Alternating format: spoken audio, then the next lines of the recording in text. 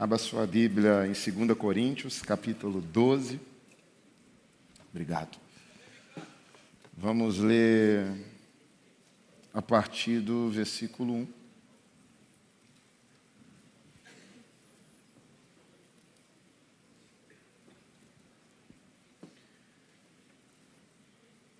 Na Bíblia que eu leio aqui, a versão que eu estou utilizando é a NVI.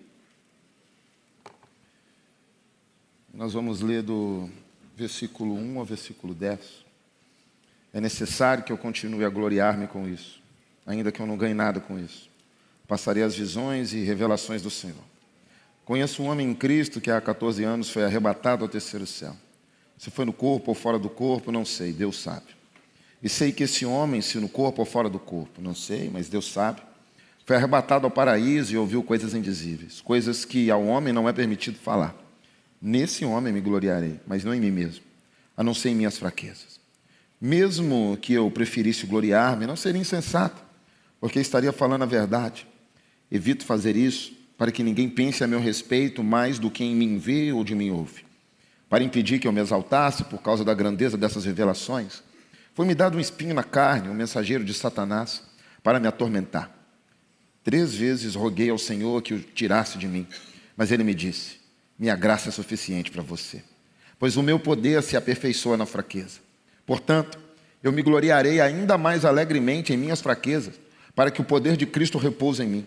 Por isso, por amor de Cristo, regozijo-me nas fraquezas, nos insultos, nas necessidades, nas perseguições, nas angústias. Pois quando sou fraco, é que sou forte. Senhor Jesus, nos rendemos à autoridade do Teu nome. Como igreja, te reconhecemos como suficiente e pedimos que manifeste a Tua vontade nesse lugar. Obrigado por ter nos conduzido até aqui, pelos louvores, pela dança. Obrigado, Pai. Mas que agora, ao ministrar a Tua palavra, o Senhor derrame misericórdia sobre a minha vida e me permita alimentar a Tua igreja que aqui se encontra e que também assiste online, Pai. Tenha misericórdia de mim. Renova as minhas forças. Ajuda-me, Pai, a ser o instrumento do Senhor aqui. E que ao fim dessa ministração, nunca mais sejamos os mesmos. Em nome de Jesus. Amém. Deus envia vulneráveis. É o título dessa mensagem. Estamos falando sobre o envio, não é mesmo? E existem muitos que são enviados participando de uma escola que te faz esquecer que você é gente. Te faz esquecer que você sangra, te faz esquecer que você tem dor, te faz esquecer que você tem emoções, que você tem dias difíceis. Essa escola não necessariamente institucionalizada, é uma metáfora. Essa escola ensina que o crente não sofre, ensina que o crente não fica doente, ensina que o crente não tem depressão. Ensina que o crente não pode perder. Ensina que o crente não pode ter as contas apertadas. Então muitos crescem inclinados a competições pessoais. Eles são competitivos. Eles não são contemplativos. Eles têm dificuldade em aceitar o que está acontecendo além deles. Só importa quando é neles. Muitos são enviados a partir dessa escola. Muitos plantam igreja lendo essa grade curricular.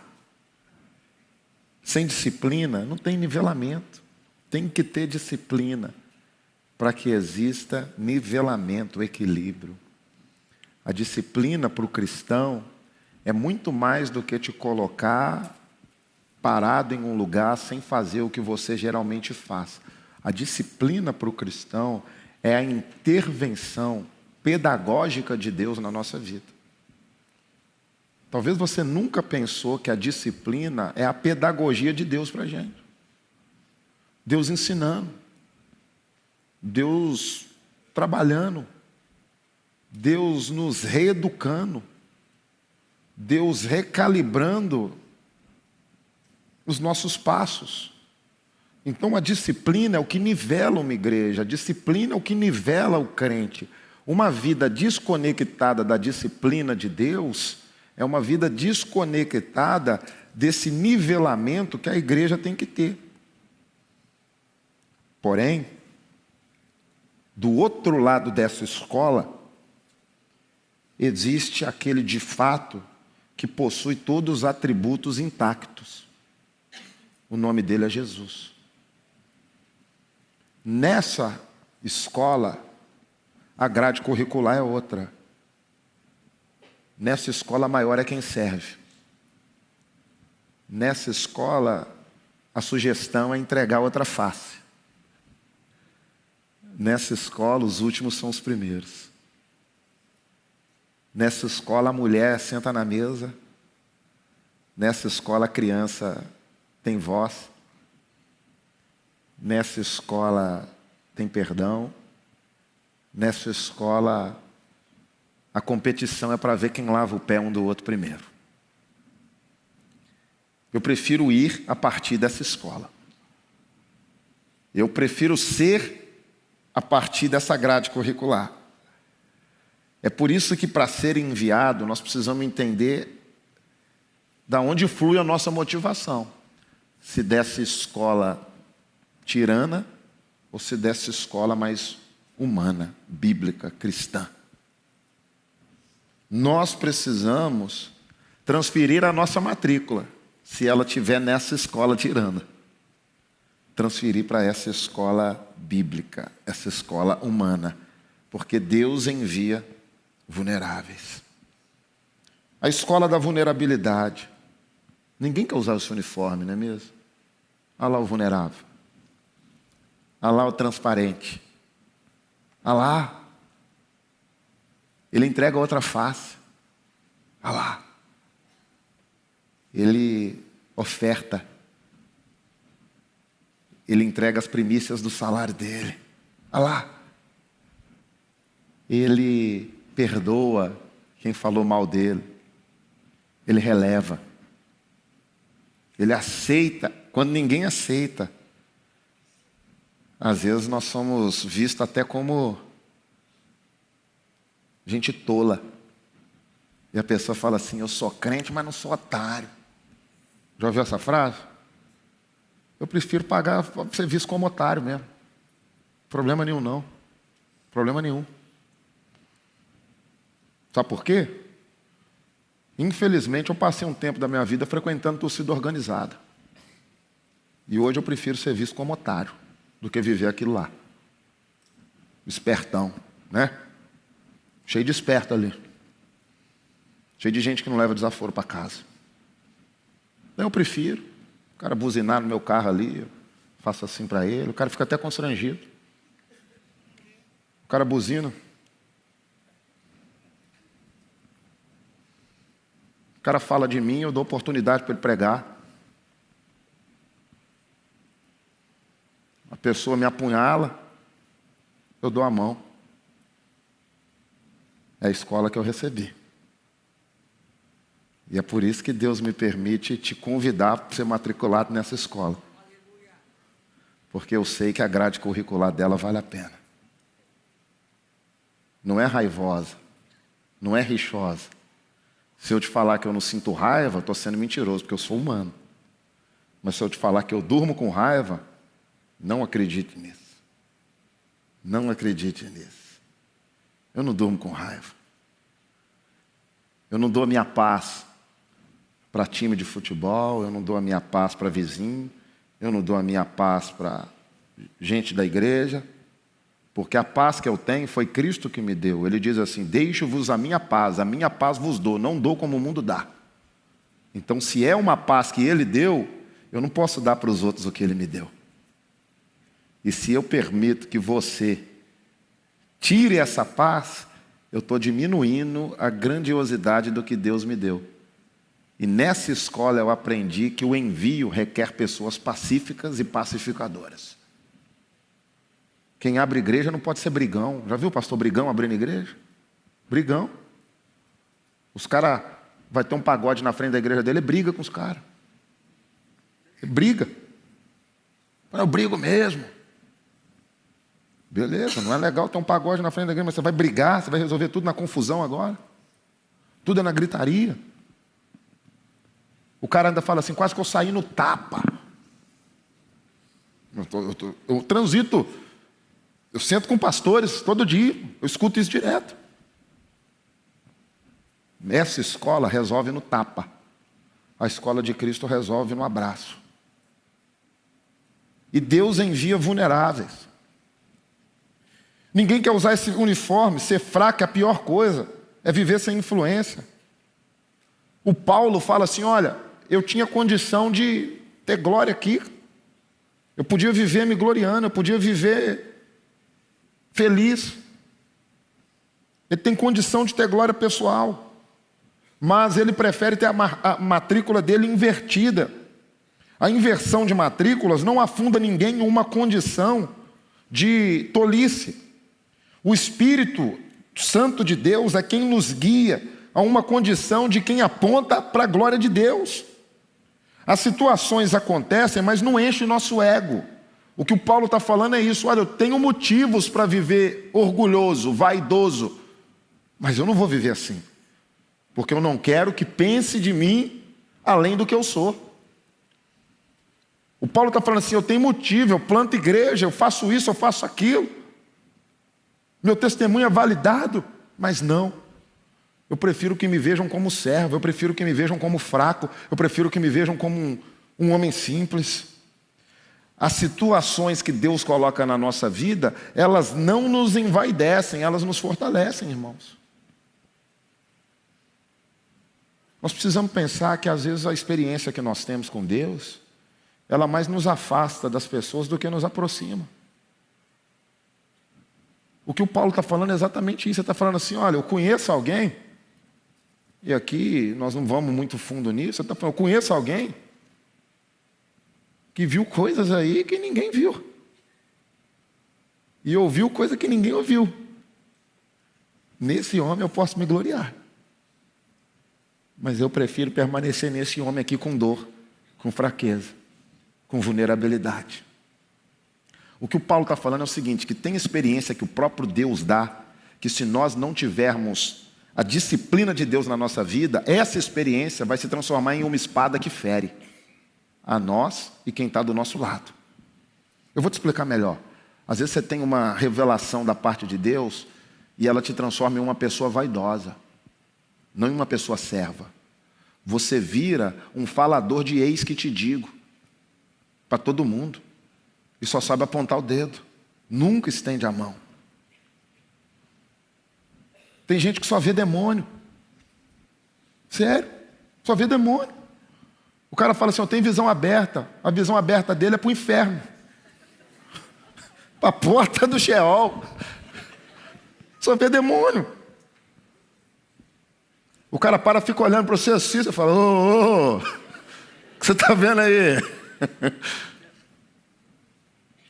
Essa experiência que gera uma vaidade, que gera um jogo de interesse, viu? A pessoa fica meio mística.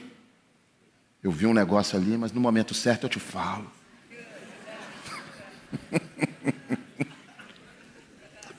Vai chegar a hora.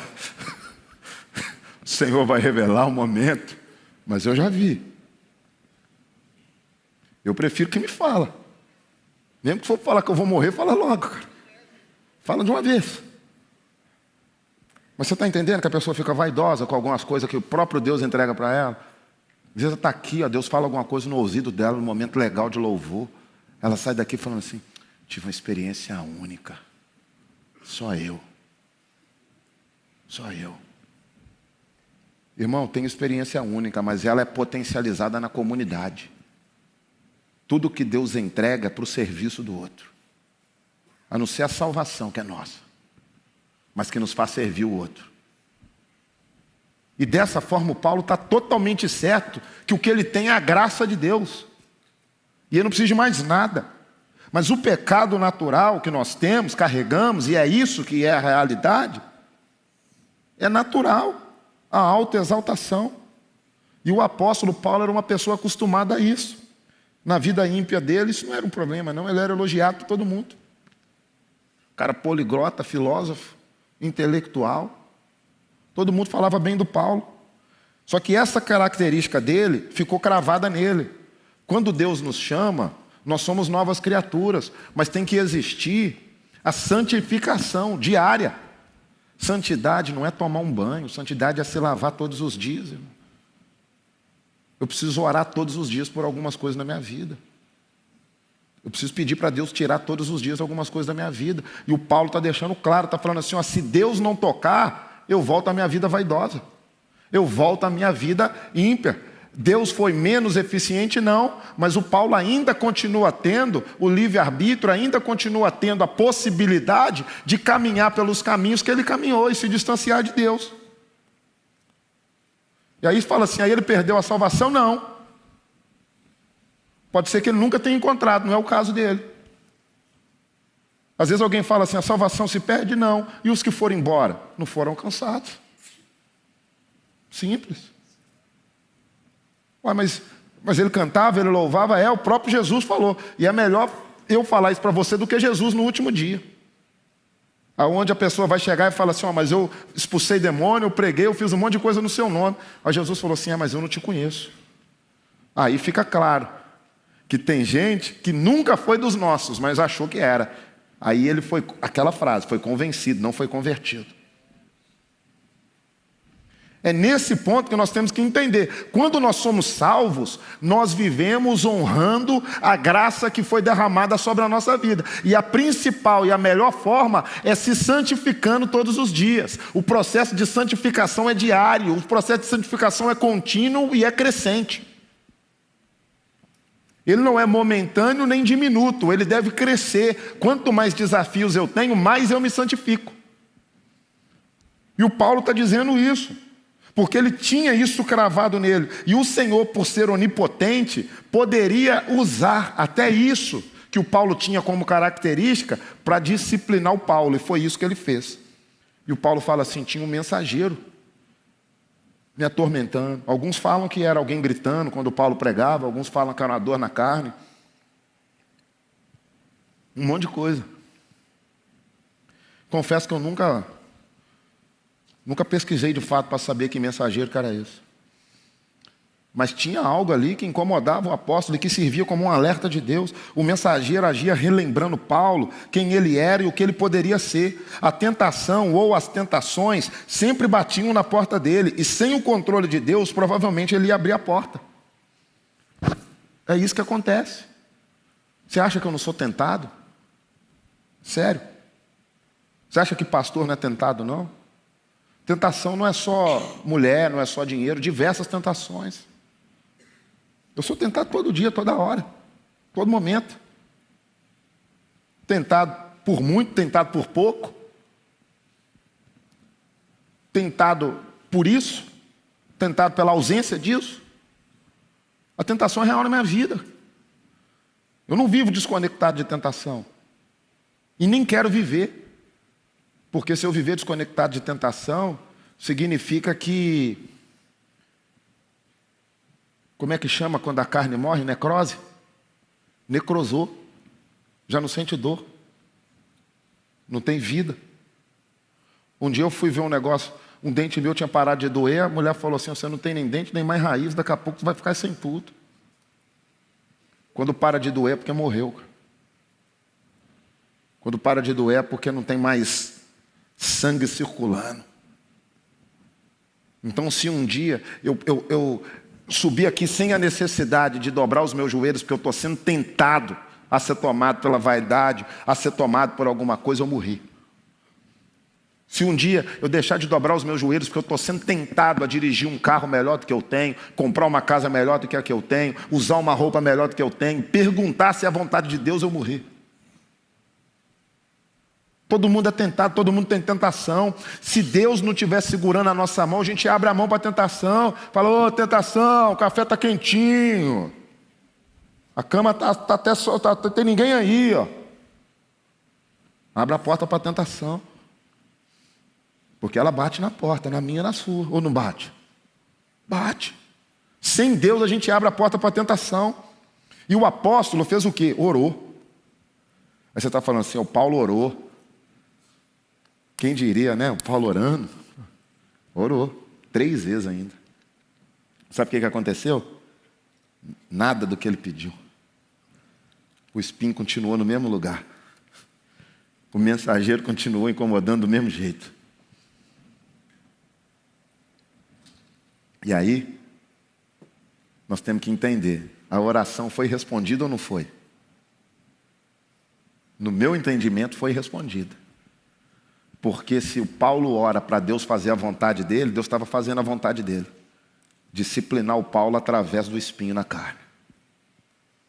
Nivelar o Paulo através do espinho na carne. Então tem oração que é perigosa, não é verdade? Quando nós oramos, faça a sua vontade. A vontade de Deus pode ser terminar com relacionamento agora. Está disposto? Está disposta? Olha, olha, hein? Olha, olha. Olha, olha. Depois vai chorar. Ele me deixou. Você não pediu para Deus fazer a vontade dele? Tem oração que toda oração é respondida, até o silêncio de Deus é uma resposta.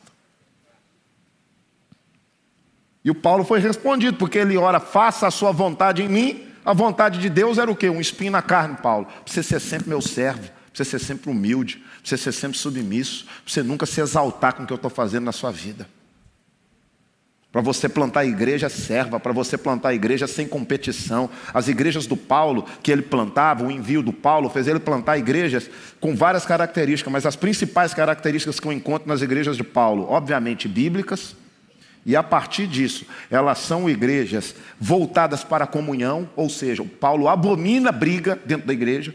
Você pode ver isso em 1 Coríntios. Depois ela é igreja voltada para o relacionamento nas casas, ou seja, o Paulo quer ver a igreja saudável a partir da vida doméstica, e depois ele impulsiona essa igreja a ter um relacionamento público com a cidade. Ou seja, o Paulo está falando assim, nós temos que ter uma vida santa, dentro, fora da igreja. O que nós vivemos ornamenta o nosso ministério. E o Paulo sabia que isso era importante. Então, irmãos, eu quero partir para o fim dessa mensagem, porque Deus envia vulneráveis. Por que Deus não enviou Paulo cheio de pompa? Porque não ia fazer o que fez. Porque esse Paulo foi apedrejado. Esse Paulo quase naufragou várias vezes, quase morreu. Esse Paulo passou frio, esse Paulo passou fome. Mas esse Paulo também tinha sido discipulado, cresceu aos pés de Gamaliel. O Paulo tinha tudo para ser um playboyzão na nossa língua. De verdade. Tinha dinheiro, tinha cidadania romana, falava vários idiomas, e o que ele fez? Você plantador de igreja. Cristo vive em mim. O Paulo fala assim, eu considero as coisas que eu tinha como esterco. Cá entre nós. Cá entre nós. Um sujeito como o Paulo olhar, o que o envio faz com a pessoa, quebra a pessoa. Mas ergue a pessoa. E o Paulo está dando esse exemplo para a gente aqui já. O envio não é para nos deixar vaidosos, é para nos deixar vulneráveis. Quem vai é vulnerável. O apóstolo sabia o que era graça.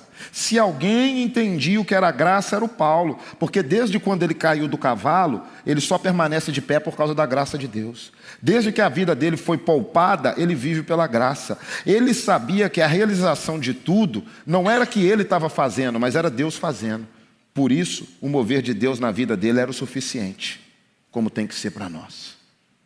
O Paulo falava assim, a graça é o suficiente. Porque é pela graça que eu estou de pé. Se não fosse a graça, a igreja não me aceitava. Se não fosse a graça, eu teria morrido. Se não fosse a graça de Deus, eu não seria nada. Por isso que ele fala, a graça me basta. No envio, muitas das vezes não vamos ter amigo, não vamos ter homem para conversar. Eu cheguei no Rio sem nada. Nada. Eu, Peça, Bernardo e Vitor. Não tinha amizade nenhuma aqui. As pessoas às vezes falam assim, com quem que vocês deixam os meninos? Com ninguém. Ninguém. Vai para o velório comigo, vai para o churrasco comigo, vai para o futebol comigo, vai tudo comigo. Nós não temos família aqui. Tem igreja, obviamente, mas A missão faz isso com a gente. Você sai de um lugar onde você tem sua mãe, sua sogra, sua irmã, sua cunhada, seus amigos e todo mundo, e ele vem e fala assim, olha, é vocês, por vocês e a minha igreja. Que rede de apoio que eu tenho? Quem Deus bota no meu caminho e meu joelho dobrado. Rede de apoio. Quando eu cheguei no Rio de Janeiro, eu não sabia que as coisas aqui eram 30% mais caro que Belo Horizonte. Não sabia disso, mas é, viu? 30% mais caro. Eu vou para Belo Horizonte, eu me sinto europeu. Eu chego lá no meu bairro, lá, come uns 10, eu falo, não, deixa que eu pago. Não, deixa que eu pago, pega mais um aí. Tranquilo. Come 20 caras a R$90. Uma poçãozona desse tamanho aqui. Batata, vem tudo, aipim, tudo você imaginar. Vai para Belo Horizonte um dia.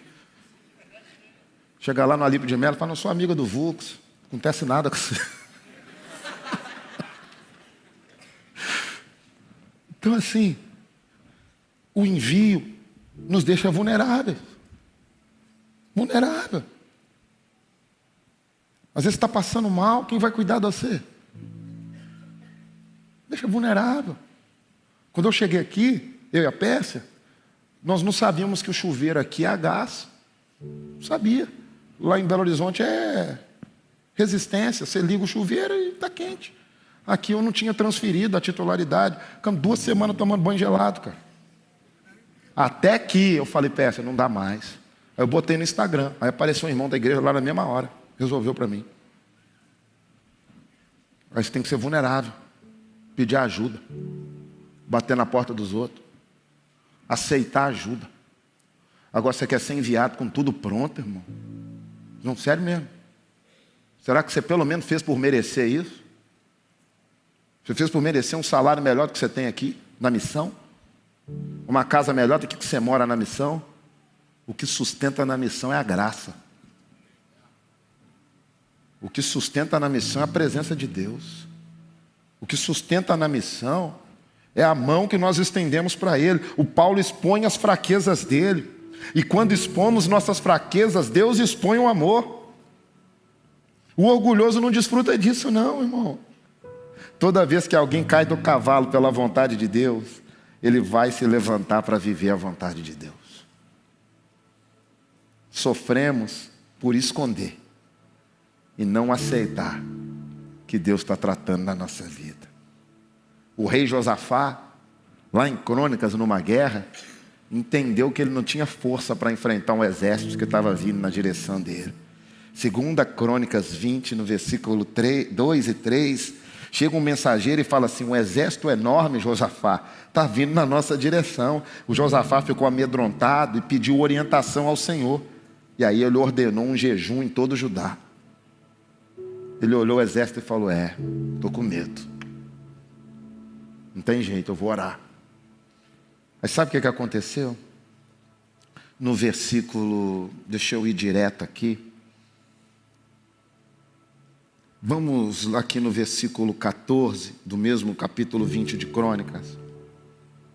Está escrito, ele disse, escutem-me, todos vocês, povo de Judá e de Jerusalém, escute, rei Josafá, assim diz o Senhor. O mensageiro está dizendo, não tenham medo, não fiquem desanimados por causa desse exército imenso, pois a batalha não é sua, mas de Deus. Amanhã marchem contra eles, vocês os encontrarão vindo pela subida de Ziz, no fim do vale que abre para o deserto. Quando os encontrarem, porém, não terão de lutar. Tomem suas posições, depois fiquem parados e vejam o livramento do Senhor. Ele está com vocês, povo de Judá e de Jerusalém. Não tenham medo, nem desanimem. Saiam para enfrentá-los amanhã, pois o Senhor está com vocês. O Josafá falou, estou com medo. Deus falou, estou contigo. Não é? O Josafá olhou e falou, sozinho eu não dou não. Deus falou, quem disse que você vai sozinho? O Josafá jejuou, Deus interferiu. Aí Deus falou assim, o Josafá não precisa nem lutar não. Só toma sua posição e vê meu poder. Só fica parado para ver o que eu faço com quem depende de mim.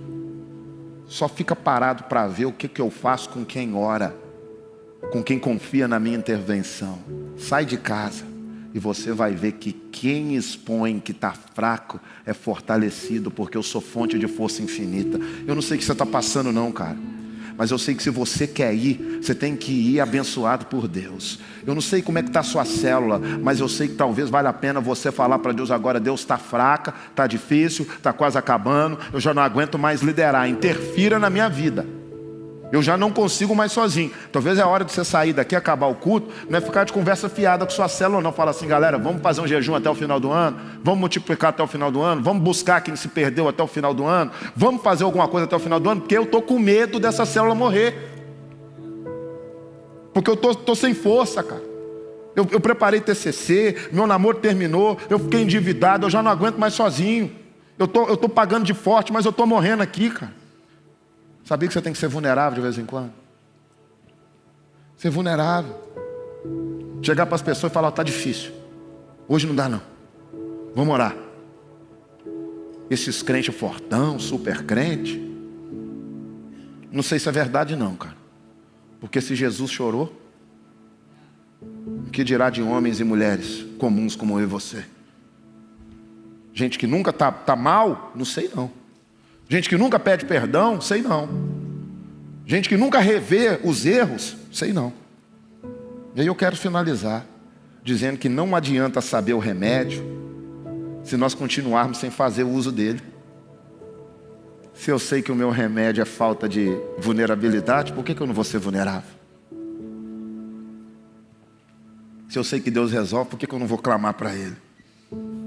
Por amor a Deus, tudo coopera e tudo passa a fazer a diferença na minha vida.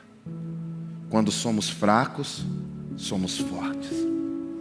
Nesse lugar, o poder de Deus se aperfeiçoa em nós. É nesse lugar, quando eu abaixo as minhas armas, Deus levanta a glória dele. O envio não diz sobre mim, mas sobre ele. Go outside, vá para fora, mas vá vulnerável. Vá na humildade. Vai no sapatinho. Lá em Belo Horizonte nós temos uma gíria. Quando o cara chega muito, a gente fala assim: irmão, pisa fofo. Está pisando muito forte aí, pisa fofo. Né? O cara já chega, pisa fofo, meu irmão. Pisa fofo, chega de boa. Vai para o envio construir sua vida, cara. Não vai para o envio mudar sua vida, não. Vai construir sua vida. Construir. Eu estava lá em Belo Horizonte agora, um cara falou comigo assim, brincou assim: Vux, seu carro não acaba a gasolina mais não, né? Eu falei: você lembra dessa época, né, cara? Essa época era brincadeira. Eu mais ou menos calculava onde a gasolina ia acabar assim, e acabava numa descida, que eu ia pegar mais ou menos 1 quilômetro de descida, e parava no posto certinho. Uma Fiat Uno 2003. Peça lembra disso. Um dia choveu, o carro alagou, meu irmão. Tinha um buraco debaixo do carro assim, igual do Flintstone. Lembra do Flintstone? Colocava o pé assim. O cara falou comigo assim, né, brincando, falou: não acaba a gasolina mais não, né? Eu falei: graças a Deus, irmão. Quer que eu vivo com a gasolina acabando para sempre também, cara? Que isso? O resto da vida? Mas são histórias de um começo. Lá 15, 16 anos atrás, de um começo. São histórias que eu precisei ser vulnerável às vezes para falar assim: estou precisando de um trabalho, não dá para viver só disso e disso e disso. Aí trabalhava em 2 lugares para pagar as contas e ainda servia a igreja. Que vergonha que é essa? O trabalho de pegar um CDzinho, que eu era músico na época, falava com a minha esposa assim: amor, tem que vender 60 CD hoje. Estou indo para a rua, vou vender 60 CD hoje. Ficava no sinal vendendo. Porque eu vejo um vendedor, quando eu posso eu compro tudo. Quando eu vejo que o cara é de verdade, compro tudo.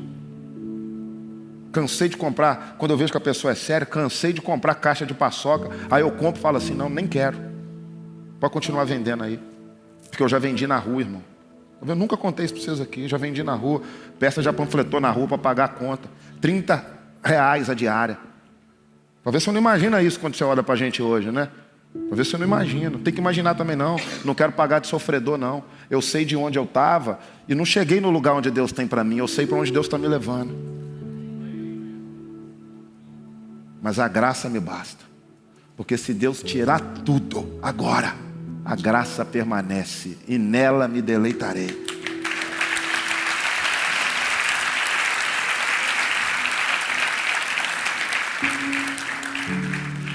E eu gostaria de orar pela sua vida. Eu não sei como é que você chegou aqui, mas eu sei que você pode sair daqui sustentado pela graça de Deus. Feche os teus olhos em nome de Jesus.